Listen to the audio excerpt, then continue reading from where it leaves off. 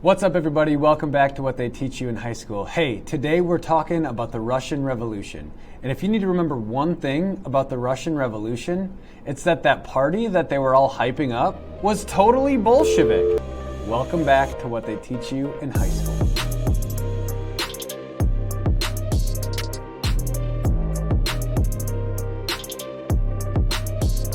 Hey, so today we're going to be talking about the four kind of main concepts with regards to the Russian Revolution. The first topic we're going to discuss is the Czars. Second, revolutions. Third, assassinations. And then finally, parties. Let's get into it. So the first thing we're going to discuss is the Czars. And I want to start with a little trivia. So here's your trivia for the day. What is the family name of the Russian ruling empire at the time of the Russian Revolution? Is it A, the Medvedevs? Is it B, the Romanovs? Is it C, the Habsburgs? Or is it D, the Cossacks? Hey, that's right. It's B, the Romanovs. First topic we're going to explore is the Czars. The first Czar we're going to look at is Alexander II, who ruled from 1855 until 1881. The thing you need to remember about him is that he led his country to the Crimean War against Britain, France, and the Ottoman Empire. And he lost badly because Britain, France, and the Ottomans were far more technologically advanced. Additionally, most of Russia's people at this time were still living in serfdom.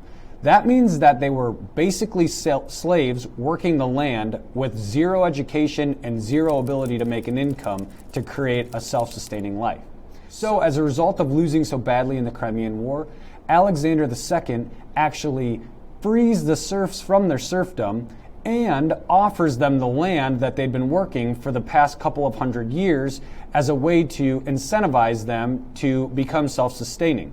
However, that of course made all of the nobility mad and the rich people in Russia who owned the land previously, and so Alexander then turned around and told the peasants that they needed to pay for the land even though they had never made any money off of the land that they'd been working for the past hundreds of years.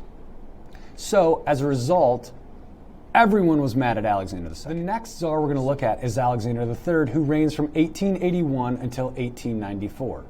Now, he looked around and realized that most of the people hated Alexander II despite the fact that he was trying to make their lives better.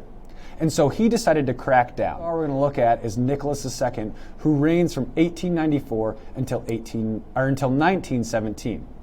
Essentially, Nicholas engages in a mass urbanization of Russia. So all of those free serfs are now migrating into the cities. The city St. Petersburg specifically, which had been renamed Petrograd, then Stalingrad, and now you can find it in Google again as St. Petersburg. How about that? Additionally, Nicholas II brings Russia into World War I with the Allied powers. Now we're going to jump out of order. The next thing should be revolutions, but instead we're going to talk about assassinations. So, first, Alexander II, assassinated. He was killed by a group of people called the People's Will, which is a terrorist group that was operating underground. Alexander III, not assassinated. He died of natural causes, but there is an interesting assassination attempt taken on against him by none other than Alexander Ulyanov, who is the brother of Vladimir Lenin. Nicholas II also assassinated by Vladimir Lenin and the Bolshevik Party, but now we're jumping way ahead in the story. Okay, let's get back on track. Revolutions. There are three revolutions that you need to remember with regards to the Russian Revolution. The first one takes place in 1905. It's called the 1905 Revolution. And essentially what happens is, after Nicholas had created all this mass urbanization, people started to identify as workers. And not just workers, factory workers. And once these people identified as factory workers, they thought, maybe we should be happy factory workers. And so they went out into the streets and demanded better working conditions and better pay. In response to this protest, Nicholas sends out the military, and the military fires on the protesters. We now know this revolution as Bloody Sunday in Russia in 1905. In response to the 1905 revolution, Nicholas II actually creates a congressional organization called the Duma. And essentially the Duma is like Congress. It's a group of representatives that create legislation, but Nicholas has to stamp everything with his approval before it gets passed in the Duma. The second revolution we need to talk about is the February Revolution. Like I mentioned, Nicholas had brought Russia into World War I in 1914. And by 1917, pretty much everyone in Russia was hungry and angry with the Tsar because the Tsar had taken it upon himself to lead his military in battle. So in 1917, women go into the streets and protest long bread lines. And they also invite men to come protest because they're hungry too. And they show up. When the military shows up to quell the uprisings, they think, hey, these people are actually making some good points, and many military members also join in the protests and refuse to squash them. This prompts Nicholas to step down. The provisional government tries to create order, but it isn't long when we have our third and final revolution, the October Revolution. The October Revolution is led by Vladimir Lenin himself and the Bolshevik Party. It's the least bloody and probably the least glorious. In the dark of night, the Bolshevik Party, led by their paramilitary units, enters Petrograd and takes all of the means of power in the city. The last thing we're going to take a look at are the two parties. There are two main parties that we look at in Russian Revolution history, the first one being the Bolsheviks. Now, Bolshevik actually means majority in Russian, and it's led by Vladimir Lenin, who is a Marxist.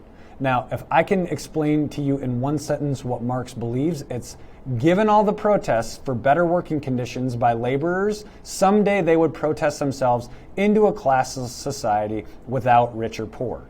Now, Lenin believed that if there was a smart leader who could lead all these workers into protest, that could happen much faster, and that is where we get the idea of Leninism, which is essentially Marxism led by elite revolutionaries. Now, the alternative party was the Mensheviks, which means minority. However, what we know is the Mensheviks were often in the majority and the Bolsheviks were often in the minority. Ultimately, the Bolsheviks and the Mensheviks, which represent a various number of parties, break out into civil war, but we don't have time to discuss that today. Hey, today we talked about the Russian Revolution. First, we talked about the Czars and how they unraveled their own power. Then we talked about the revolutions from Bloody Sunday to the Bolshevik takeover. Then we discussed assassinations and how they represented the animosity by the people towards the Czars. And finally, we talked about parties, specifically the Bolshevik Party, which you're going to hear a lot more about the next time we cover Russia and what they teach you in high school. Hey folks, make sure to like and subscribe. Hit the little bell so you know I'm coming next time. Thanks so much for watching What They Teach You in High School. Peace and blessings.